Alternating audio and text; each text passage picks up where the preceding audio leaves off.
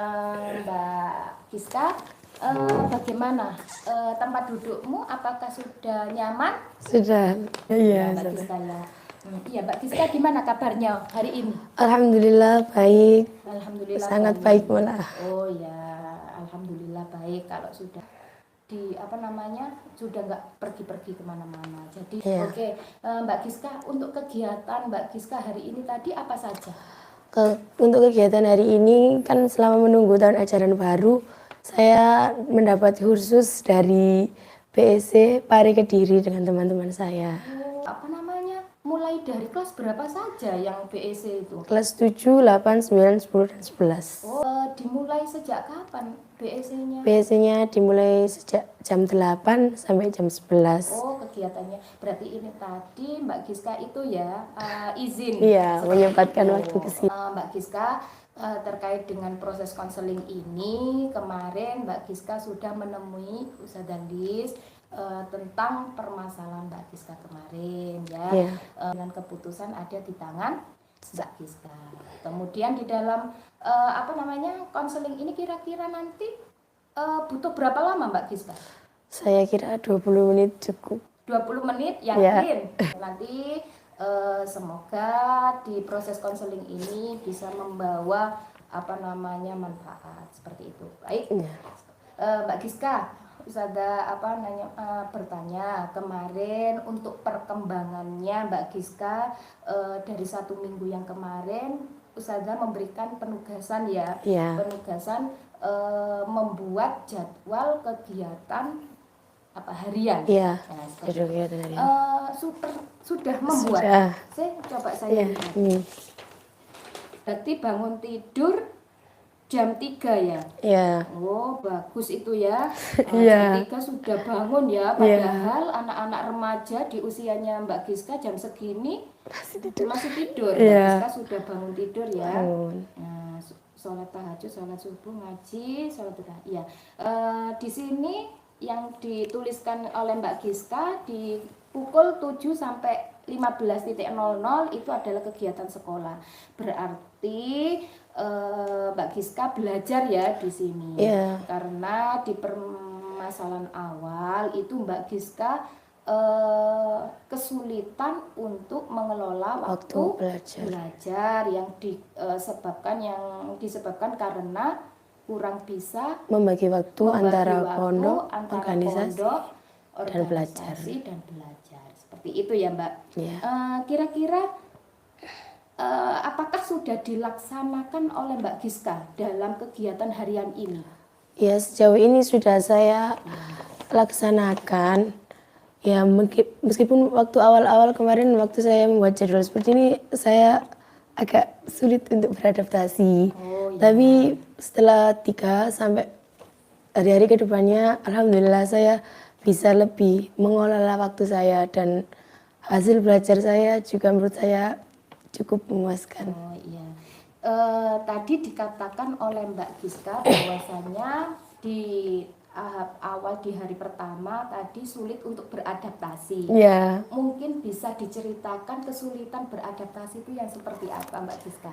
Kesulitannya dalam beradaptasi ya kayak biasanya jam segini itu saya kan melakukan kayak nggak belajar sih, bukannya nggak belajar, melakukan kegiatan lain. Contoh mungkin saya di organisasi melakukan ngeprint file atau apa, tapi ketika saya sudah punya jadwal ini, jadi saya harus patuh dengan ini. Jadi gimana pun saya juga harus belajar pada saat itu.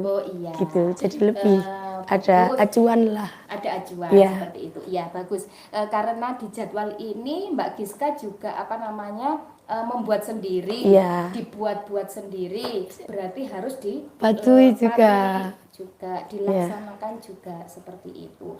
Mungkin juga ada kendalanya pas waktu membuat ini waktu membuat jadwal ini. Kendalanya itu ketika saya meletakkan porsi belajar saya. Jadi saya harus benar-benar dengan cermat meletakkan porsi belajar saya, di mana kan prioritas saya kan juga harus belajar, organisasi, dan juga di pondoknya Dinia.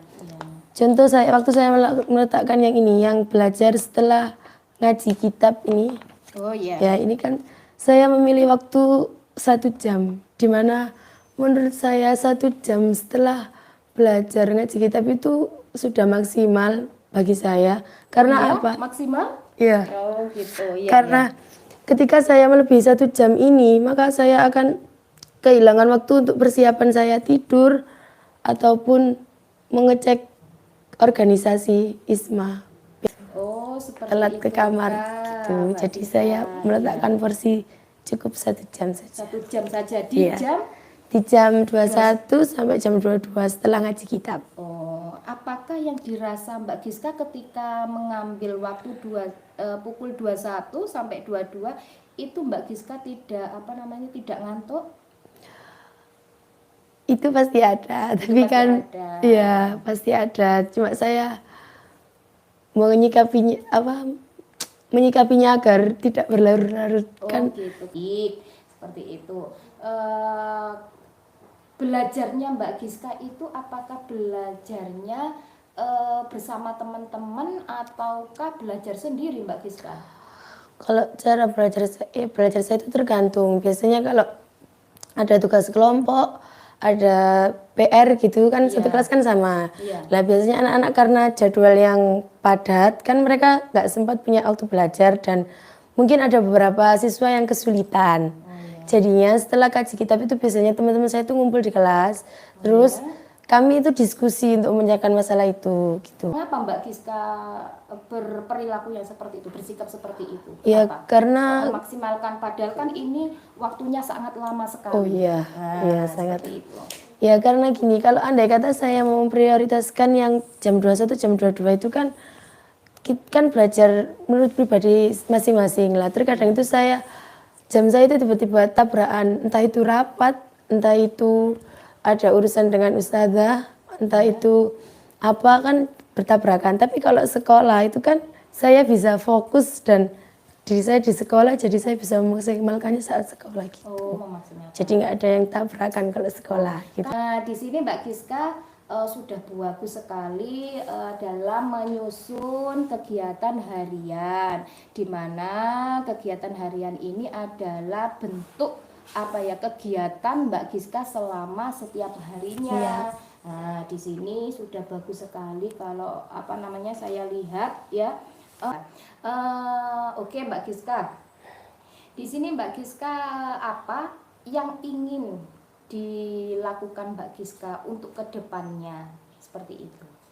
Untuk kedepannya saya ingin tetap memakai acuan jadwal ini, tapi saya juga ingin mengembangkan teknik belajar saya. Mungkin dengan cara seperti itu saya lebih bisa memahami luas tentang sebuah pelajaran yang saya lakukan. Iya. Katakan oleh Mbak Giska bahwasannya saya akan mengembangkan teknik. Saya menggunakan teknik untuk mengembangkan. Nah, kalau boleh tahu teknik yang seperti apa? Ya. Kalau saya lebih suka menjelaskan terhadap seseorang. Menurut saya belajar seperti itu kan biasanya kalau andai kata jam 21 sampai jam 22 saya belajar membaca, terus duduk sambil itu kan ngantuk biasanya. Kendala saya kan ngantuk. Nah, saya itu berpikir kemarin itu, mungkin dengan saya menjelaskan terhadap teman saya yang kurang bisa, menjelaskan hal yang mungkin dia sulit dan saya mengerti itu, menurut saya sudah cukup bagus dan sangat membantu. Jadi saya itu kira-kira ketika menjelaskan dengan teman-temannya, ketika Mbak Giska tidak bisa berarti mencoba untuk belajar lagi, iya seperti itu. Apa yang sudah dilakukan oleh Mbak Giska pada dalam membuat kegiatan ini tadi, yang kedua? Yang sudah saya lakukan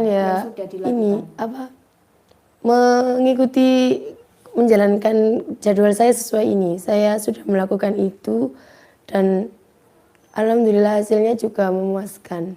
Udah memuaskan. Kelas ataupun ujian itu alhamdulillah banyak bab nggak ada yang bab ketinggalan. Soalnya saya tadi belajar. Berarti yang dipraktekkan Mbak Giska untuk saat ini ya itu tadi ya vocab ya untuk saat ini karena kan kemarin itu PAT-nya sudah selesai. Jadi yang diterapkan dalam belajar ini itu ke vocab sama grammar yang diajarkan. Oh, grammar seperti itu. Oke. Kemudian apakah Mbak Giska apa yang sudah dilakukan Mbak Giska itu bisa membantu bagaimana mengelola waktu belajar yang efektif? Sangat membantu. Sangat membantu sekali ya. Sejauh ini sudah sangat membantu saya. Oh, sangat membantu. Yang awalnya dulunya Mbak Giska tidak punya itu ya. Bingung gitu, bingung dan akhirnya ketika ujian ataupun ketika ditanya teman itu saya kayak nggak bisa dan kurang memahami ya, memang karena saya bingung untuk mengelola. Tapi sekarang semenjak saya sudah membuat jadwal seperti ini dan saya sudah mengembangkan dengan teknik belajar saya lebih bisa menguasai pelajaran, ditanya teman juga bisa, dan kegiatan saya baik di organisasi maupun di pondok pun juga tetap berjalan dengan baik. Sepertinya gitu bedanya. Mbak Giska bahagia seperti itu ya. Penyampaiannya juga semeringah kalau saya lihat. Beda banget dengan yang pertemuan kemarin. Mbak Giskanya juga mungkin karena memendam perasaan, evaluasi yang dilakukan oleh Mbak Giska pada saat melaksanakan atau mempraktekkan kegiatan hari-hari ini gimana Mbak evaluasinya? Evaluasinya saya sih di kendala tadi, seperti halnya ngantuk, kadang masih beberapa saat sih tertabrak jadwal organisasi, tapi untuk hal-hal seperti itu saya sudah menyikapinya seperti tadi. Berarti untuk kegiatan kegiatan di kepondokan dan kegiatan di sekolah tidak tabrakan juga ya Mbak? Tidak. Kalau sekolah sama pondok kan di pondok sudah diatur jadwalnya. Jadi waktunya sekolah, kita fokus sekolah, pondok juga pondok gitu. Kalau pagi sekolah, sore sampai malam saya dinia. Gitu. Semangat untuk belajarnya. Nah ini nanti kan mau rapotan. Semoga hasilnya Mbak Giska sangat baik dan memuaskan. Amin. Nanti Mbak Giska kira-kira rencana tindak lanjut Mbak Giska bagaimana? Rencana tindak lanjutnya nanti? Rencana tindak lanjut saya itu memaksimalkan belajar saya di sekolah, karena menurut saya ketika saya belajar di malam hari ini terlalu banyak kendala, jadi kayak ngantuk tadi loh teman-teman. Iya, bagus Mbak Giska. Kira-kira Mbak Giska dari skala 0 sampai 10 apakah Mbak Giska masuk di mana? 9. Di 9. Di 9 beneran. Iya benar. Semoga setelah pertemuan 1 kemarin apa kesimpulannya? Kalau pertemuan 1 kemarin, karena saya mempunyai kendala, kurang bisa mengelola waktu belajar, jadi saya memutuskan untuk membuat jadwal belajar. Dan untuk kali ini setelah saya membuat jadwal itu, saya bisa mematuhi dan juga melaksanakan jadwal ini. Saya jadi lebih bisa mengelola waktu belajar saya. Dan untuk kendala-kendala yang masih saya alami untuk saat ini, untuk solusinya sendiri, saya lebih memaksimalkan belajar saya ketika di sekolah, yaitu pukul 7 sampai pukul 15 tadi. Gitu. Oke, bagus sekali ya Mbak Giska, bagus. Iya. Nanti saya juga semoga Mbak Giska nanti juga bisa menerapkan ini dan sampai ke depannya, karena Mbak Giska habis ini kan kelas 12 persiapan untuk memasuki jenjang yang tinggi lagi. Mbak Giska, ini ada instrumen proses dan hasil. Untuk itu ustadzanya minta untuk diisi ya. Nanti ditunggu sama ustadzanya jam 11. Bisa. Nggak ada kegiatan apa-apa? Nggak ada. Bisa. Ya, sudah. Terima kasih sudah. Kemudian sudah selesai. Sudah selesai. Iya. Nanti jangan malu-malu lagi kalau misalnya ada suatu permasalahan yang ada pada diri Mbak Giska, bisa datang ke ruang BK atau bisa menghubungi Ustazah Gali seperti itu ya Mbak Giska.